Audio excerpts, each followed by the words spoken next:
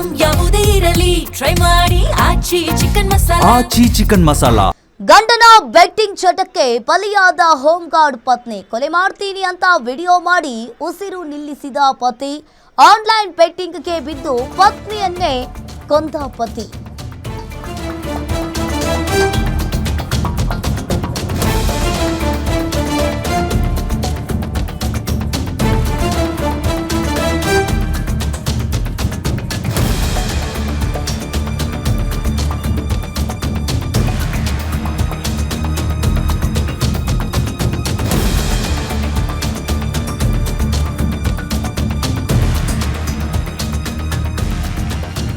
ಗಂಡನ betting ಚಟಕ್ಕೆ home guard ಪತ್ನಿ ಇಲ್ಲಿ ಬಲಿಯಾಗಿದ್ದಾಳೆ.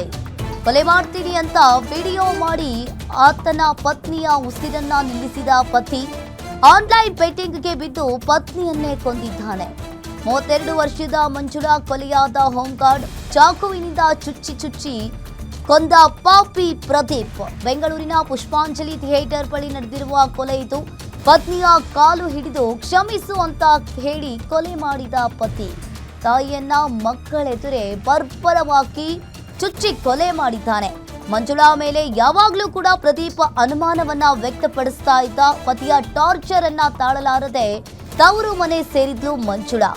ಆದ್ರೆ ಕಾಲು ಹಿಡಿತೀನಿ, ತಪ್ಪಾಯ್ತು, ಮನೆಗೆ ಬಾ ಅಂತ ಹೇಳಿ ಪ್ರದೀಪ್ ಆಪ್ತನ ಹೆಂಡತಿಗೆ ಬೇಡ್ಕೊಂಡಿದ್ದಾನೆ. ಒಂದ್ಸಾರಿ ನನ್ನನ್ನ ಕ್ಷಮಿಸು ಅಂತ ಹೇಳಿ ಕಾಲು ಹಿಡಿದು ಎಳೆದು ಬೀಳಿಸಿದ್ದ.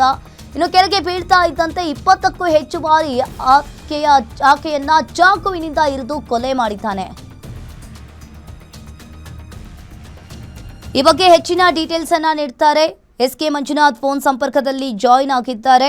ಮಂಜುನಾಥ್, ಗಂಡನ ಬೆಟ್ಟಿಂಗ್ ಚಟಕ್ಕೆ ಇಲ್ಲಿ ಹೋಮ್ ಗಾರ್ಡ್ ಪತ್ನಿ ಕೊಲೆಯಾಗಿದ್ದಾಳೆ, ಏನಿದೆ ಇದ್ರ ಬಗ್ಗೆ ಹೆಚ್ಚಿನ ಡೀಟೇಲ್ಸ್? ಅಂಕಿತ, ಬೆಂಗಳೂರಿನ ಮಹದೇವಪುರ ಪೊಲೀಸ್ ಠಾಣೆ ವ್ಯಾಪ್ತಿಯಲ್ಲಿರ್ತಕ್ಕಂತ ಒಂದು ಏರಿಯಾ, ಒಂದು ಏನು ಚಿತ್ರಮಂದಿರ ಇದೆ. ಆ ಚಿತ್ರಮಂದಿರದ ಪಕ್ಕದಲ್ಲೇ ವಾಸವಾಗಿದ್ದಂತ ಒಂದು ಕುಟುಂಬ, ಅದು ಮಂಜುಳಾ ಮತ್ತೆ ಪ್ರದೀಪ್ ಅವರ ಕುಟುಂಬ. ಇವರು ಮೂಲತಃ ಉತ್ತರ ಕರ್ನಾಟಕದವರಾಗಿದ್ದಾರೆ. ಆದ್ರೆ ಇಲ್ಲಿ ಬಂದು ಹಲವಾರು ವರ್ಷಗಳಿಂದ ನೆಲೆಸಿದ್ದು. ಆದ್ರೆ 15 ವರ್ಷಗಳ ಹಿಂದೆ ಪ್ರದೀಪ್ ಮಂಜುಳಾ ಅವರನ್ನ ಮದುವೆ ಆಗಿದ್ದ. ಆದ್ರೆ ಒಂದು ಚಟಕ್ಕೆ, ಜೂಜು ಚಟಕ್ಕೆ ಬಿದ್ದಿದ್ರು. ಇತ್ತೀಚೆಗೆ ಆನ್ಲೈನ್ ಜೂಜಾಟ, ಬೆಟ್ಟಿಂಗ್ ದಂಧೆಗೆ ಬಿದ್ದಿದ್ದಂತ ಆತ ಲಕ್ಷಾಂತರ ರೂಪಾಯಿ ಸಾಲವನ್ನ ಸಹ ಮಾಡ್ಕೊಂಡಿದ್ರು. ಅಷ್ಟೇ ಅಲ್ಲದೆ ಹೆಂಡತಿಯ ಒಂದು ನಡವಳಿಕೆ ಬಗ್ಗೆ ಆಗಾಗ ಅನುಮಾನ ಪಟ್ಟು ಜಗಳವನ್ನ ಸಹ ಮಾಡ್ತಾ ಇದ್ದ.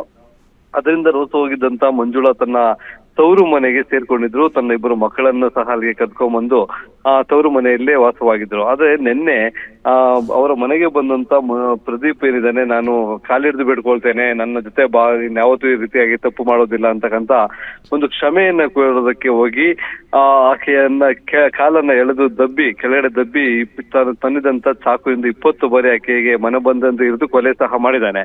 ಕೊಲೆಗೂ ಮುಂಚಿತವಾಗಿ ಒಂದು ವಿಡಿಯೋಗಳನ್ನ ಮಾಡ್ತಾರೆ.